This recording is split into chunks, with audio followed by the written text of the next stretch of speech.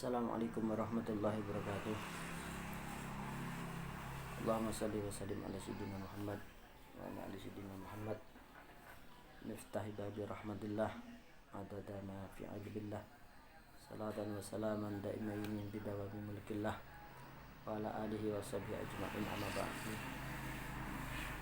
Subhanaka la ilma lana illa ma 'allamtana innaka anta alimul hakim. Rabbi zidna ilma. Oke, kita sambung pengajian kita yang tadi, sambungan yang tadi, hakikatnya ilmu, taat dan amal. Tadi sebelumnya dikatakan bahwa seseorang itu harus mengikuti jalannya syariat, yaitu ibadah, ketaatan yang diajarkan oleh syariat. Fungsinya manusia tadi, ketika manusia itu melakukan ibadah, tujuannya hanya mendapatkan ridhonya Allah dan mendekatkan diri kepada Allah, menghambakan diri kepada Allah, sebagaimana firman Allah dalam surat Az-Zariyat ayat 56. A'udzubillahi minasyaitonir rajim. Bismillahirrahmanirrahim. Wa ma khalaqtul jinna wal insa illa liya'budun. Tidaklah aku ciptakan manusia dan jin melainkan untuk beribadah kepadaku. Dikatakan tadi di dalam kitab Ayyuhal Walad, hendaknya kalian meninggalkan ibadah-ibadah yang tidak dianjarkan oleh syariat, ibadah-ibadah yang dilarang oleh syariat, seperti tadi berpuasa di Yaumul Id, hari raya Idul Fitri dan hari raya Idul Adha. Yang kedua, berpuasa di hari tasyrik. Barang siapa yang berpuasa di hari tasyrik dan hari Id, maka sesungguhnya dia telah melakukan kemaksiatan kepada Allah, melanggar aturannya Allah. Terus yang ketiga, ada kalanya seseorang itu sholat,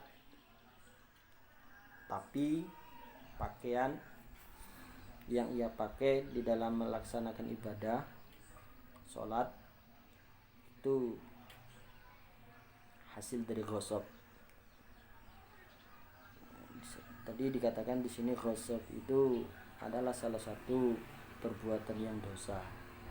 Lanjutannya, ya ayyuhal walad, wahai anakku, yang bari, yang terbaik, laka bagimu, sebaiknya untukmu, ayakuna ada, supaya ada, apa qauluka, ucapanmu, wa fi'luka, dan tingkah lakumu, iku muwafiqun, sesuai li syar'i, sesuai dengan syariat.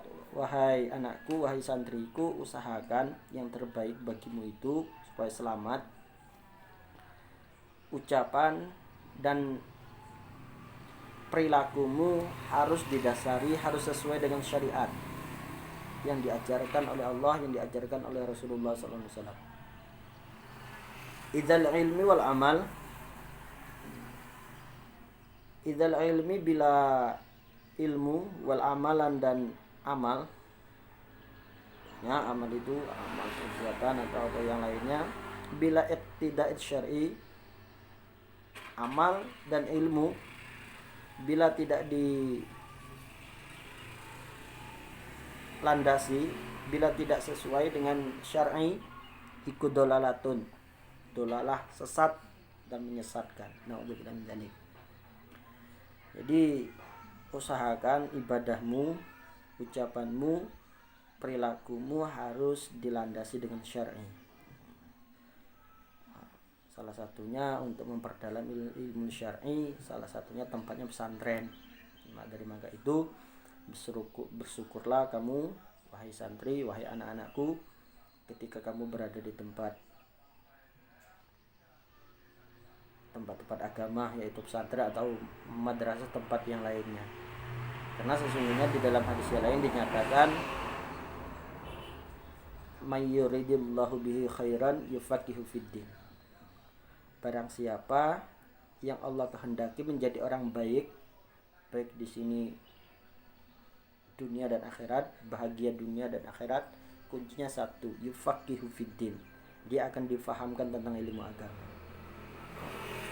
Dan maka itu di sini tadi dikatakan harus sesuai dengan syariat semuanya. Jangan membuat aturan sendiri, jangan membuat ibadah-ibadah sendiri yang tidak diajarkan oleh Allah, yang tidak diajarkan oleh Rasulullah sallallahu alaihi wasallam. Lanjutannya, wa yang bagi dan yang terbaik laka bagimu iku alla tagtarra, untuk tidak tertipu bisathi, dengan pakaian, wattomati, dan pakaian yang terbuat dari wol, tomatil sufiyah, orang sufi. Orang sufi itu bukan dilihat dari pakaiannya. Seseorang itu menilai seseorang itu jangan dilihat dari pakaiannya. Coba kita lihat dari sejauh mana dia mendalami ilmu syariat. Ini li'anna suluki hadhil tariq, karena sesungguhnya jalan ini yakunu ada bil mujahadati, dengan bermujahadah. Bermujahadah itu mendekatkan diri kepada Allah. Jadi menilai seseorang itu untuk menjadi orang sufi bukan setebal apa pakaianmu, sepanjang apa tasbihmu, tapi untuk menjadikan orang sufi, orang yang bersih dengan bermujahadah. Salah satunya kemarin di pembahasan selanjutnya, waktu yang tepat untuk bermujahadah. Keterangan yang selanjutnya kemarin menerangkan bahwa waktu yang tepat untuk bermujahadah itu di malam hari. Di malam hari, pada saat ketika orang sunyi, orang terlelap tidur, kamu bangun dan bermujahadah dengan Allah, beristighfar atau membaca Al-Quran.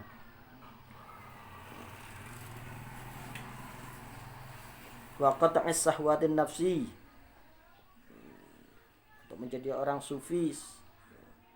Satu tadi dengan bermujahadah, dua bisa mengendalikan hawa nafsu, wa qatlir hawaha, dan memerangi hawa nafsunya, bisyayfir ridha, dengan cara riyadhah,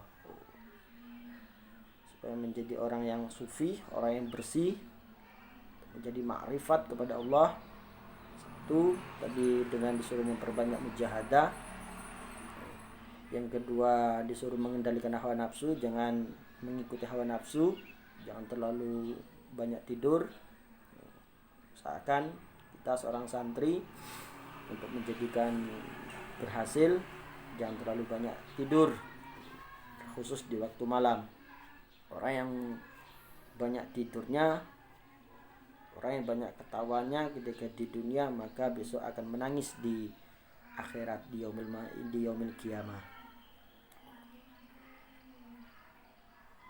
Labit ta'ati, labit tomah, tidak dari itu penampilan. Menilai seseorang itu sufi atau tidaknya bukan terlihat dari tadi itu pakaian.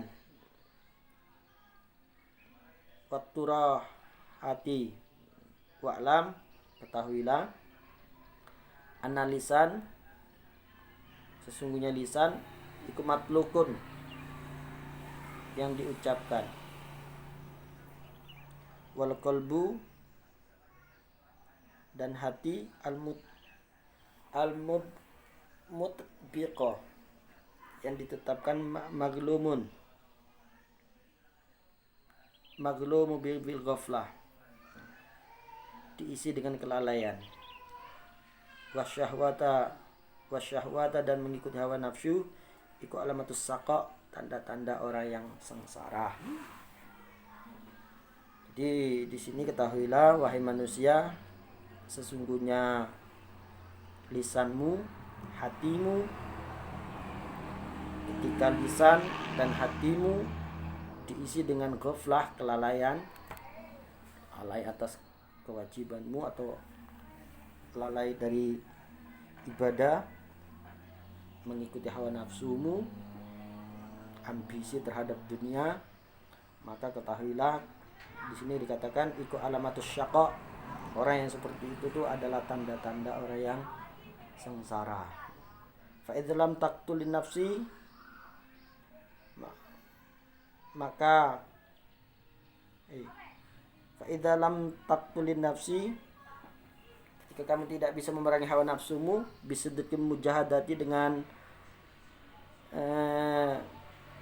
bermujahadah. Ketika kamu tidak bisa memerangi hawa nafsumu, menuruti hawa nafsumu, tidak bisa bermujahadah, falayyahya, maka tidak akan hidup apa qalbumu, hatimu, bi anwaril qal ma'rifah, dengan cahaya makrifat kepada Allah. Pada saat ketika kamu mengikuti hawa nafsumu, tidak bermujahadah, ghaflah, lalai atas kewajiban, ketika kamu isi itu dengan semuanya, maka di sini dikatakan fala yahya qalbuka, maka hatimu tidak akan hidup. Dikatakan dalam kitab Wasiatul Mustafa, dikatakan barang siapa hati itu ada terbagi menjadi 3, satu hati yang sakit, hati yang sehat, dan hati yang mati.